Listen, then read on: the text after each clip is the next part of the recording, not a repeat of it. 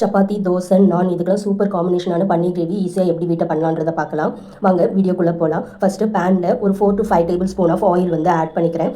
Oil நல்லா சூடாகிட்ட அப்புறம் ஸ்பைசஸ் வந்து ஆட் பண்ணிக்கணும். என்னென்ன ஸ்பைசஸ்னால் காஞ்ச மிளகா, பட்டை, கிராம்பு, பிரிஞ்சி இலை, ஏலக்காய், ஒரு கைப்பிடி அளவுக்கு கருவேப்பிலை வந்து ஆட் பண்ணிக்கணும். ஆட் பண்ணிவிட்டு அதுக்கப்புறம் வெங்காயம் ஆட் பண்ணணும். வெங்காயம் எத்தனைனா ஒரு 3 வெங்காயம், மீடியம் சைஸ் வெங்காயம் நான் எடுத்திருக்கேன். அதை ஃபைனாக சாப் பண்ணிக்கிறேன். சாப் பண்ணிவிட்டு வதக்கிட்டு ஒரு கோல்டன் ப்ரௌன் கலர் வந்துட்டு அப்புறம் ஆயில் பிரிஞ்சு வந்துடும். அதுக்கப்புறம் நம்ம கிரைண்ட் பண்ணி வச்சுருக்க இஞ்சி பூண்டு பேஸ்ட்டை வந்து ஆட் பண்ணிக்கலாம். இஞ்சி பூண்டு பேஸ்ட்டு போடக்குள்ள அடி பிடிக்கும். ஸோ நல்லா வதக்கிட்டே இருக்கணும். அடி பிடிக்காத அளவுக்கு வதக்கணும். அந்த பச்சை வாசனை போகிற அளவுக்கு வதக்கிட்ட அப்புறம் ஆயில் பிரிஞ்சு மேலே வந்துடும். ஆயில் பிரிஞ்சு வந்துட்டாலே அது நல்லா குக் ஆகிடுச்சுன்னு அர்த்தம்.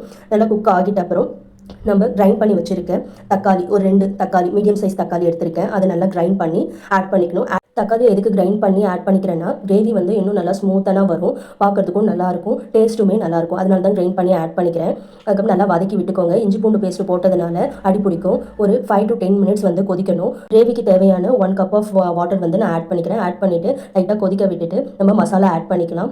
1/2 டேபிள் ஸ்பூன் மஞ்சத்தூள், 1 table spoon சில்லித்தூள், 1 table spoon garam masala add பண்ணிக்கிறோம். சில்லித்தூள் வந்து உங்களுக்கு காரம் கொஞ்சம் அதிகமாக தேவைன்னக்குள்ள நீங்கள் இன்னும் ஒரு 1/2 டேபிள் ஸ்பூன் அதிகமாகவும் ஆட் பண்ணிக்கலாம். நல்லா மிக்ஸ் பண்ணிவிட்டு ஆயில் பிரிஞ்சு வர அளவுக்கு நம்ம ஒரு 5 மினிட்ஸ் வந்து கொதிக்க விடணும். 5 to 10 மினிட்ஸ் கொதிக்க விடணும். கொதிக்க விட்டுட்டு அதுக்கப்புறம் 1/2 cup ஆஃப் தயிர் வந்து ஆட் பண்ணிக்கிறேன். நல்லா கெட்டியான தயிர். இந்த தயிர் ஆட் பண்ணுறது வந்து நமக்கு ஆப்ஷனல் தான். உங்களுக்கு தயிர் பிடிக்கும் அப்படின்னா ஆட் பண்ணிக்கோங்க.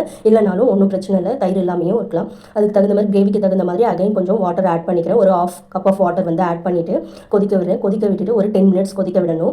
ஆயில் பிரிஞ்சு வந்ததும் நம்ம ரோஸ்ட் பண்ணி வச்சிருக்க பன்னீரை வந்து நான் ஆட் பண்ணிக்கிறேன். நம்ம ரோஸ்ட் பண்ணியும் வச்சுக்கலாம், இல்லைனா அப்படியேவும் பன்னீர் வந்து ஆட் பண்ணிக்கலாம், நம்மளோட விருப்பம் தான். ஆட் பண்ணிவிட்டு கொஞ்சம் நல்லா வதங்கணும். ஒரு 5 மினிட்ஸ் போதும். 5 மினிட்ஸ்க்கு அப்புறம் மிளகு, சோம்பு, சீரகம் வந்து கிரைண்ட் பண்ணி ஆட் பண்ணிக்கணும். இது எதுக்கு ஆட் பண்ணுறோன்னா இன்னும் கொஞ்சம் ஸ்பைசினஸ்க்காக தான் இதை ஆட் பண்ணுறோம். வேணுன்றவங்க ஆட் பண்ணிக்கலாம், இல்லைனாலும் விடலாம். ஒரு 2 to 3 மினிட்ஸுக்கு அப்புறம் ஆயில் நல்லா பிரிஞ்சு வந்துடும். பிரிஞ்சு வந்துட்டு அப்புறம் கொத்தமல்லி இலை தூவி இறக்குனீங்கன்னா சூப்பரான கிரேவி வந்து ரெடி ஆகிடும். இது வந்து நம்ம தோசை, சப்பாத்தி, நான் இது எல்லாத்துக்குமே வந்து காம்பினேஷன் செம்ம சூப்பராக இருக்கும். ட்ரை பண்ணி பாருங்கள். ட்ரை பண்ணி பார்த்துட்டு எப்படி இருந்ததுன்றதை கமெண்ட் செக்ஷனில் கமெண்ட் பண்ணுங்கள். வரைக்கும் சூப்பரான வீடியோவில் பார்க்கலாம். தேங்க்யூ.